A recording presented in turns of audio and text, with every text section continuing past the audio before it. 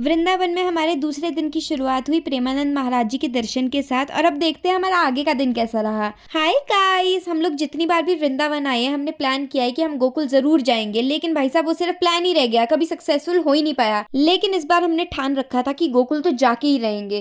कल वाली कैब आज भी कंटिन्यू करवाई और सबसे पहले हम निकल गए रमन रेती। यहाँ पे बोला जाता है कि कृष्ण भगवान अपने सभी दोस्तों के साथ खेला करते थे और यहाँ की जो रेत है इसके साथ खेलना बहुत ही अच्छा माना जाता है। तो हमने पहले दर्शन किए, थोड़ा सा नाचे गाए और उसके बाद हम भी आ गए रेत के साथ खेलने के लिए। अवनीश और मेरा प्लान तो रेत का महल बनाने का था, लेकिन हमसे तो टीला भी नहीं बन पा रहा है। लेकिन हमारे पीछे अंकल को देखिए, खुद टीला बन के बैठ गए हैं रेत में। हमारा यहाँ से जाने का बिल्कुल मन नहीं था, लेकिन मंदिर बंद होने वाला था तो हमें यहाँ से निकलना ही पड़ा। मंदिर से निकलते ही आपको बहुत सारे हिरन मिलते हैं जिनको आप दाना डाल सकते हो। उसके बाद हमने भी एक बड़ा अतरंगी सा फ्रूट खाया जो बहुत ही खट्टा था लेकिन बहुत बढ़िया था। एनीवेज उसके बाद हम निकल गए गोकुल जहाँ पे कान्हा जी रहा करते थे। और उसके बाद हम चले गए ब्रह्मांड घाट जहाँ पे कहा जाता है कि कृष्ण भगवान ने अपने मुंह में मिट्टी डाल ली थी और जब यशोदा माता ने डांट के उन्हें मुंह खोलने को कहा तो कृष्ण भगवान ने पूरा ब्रह्मांड उसमें दिखा दिया। वहां से हम चले गए 84 खंबा। देखो इसकी स्टोरी मुझे बहुत कंफ्यूजिंग लगी है, तो मुझे पता नहीं कि इसकी एग्जैक्ट स्टोरी क्या है।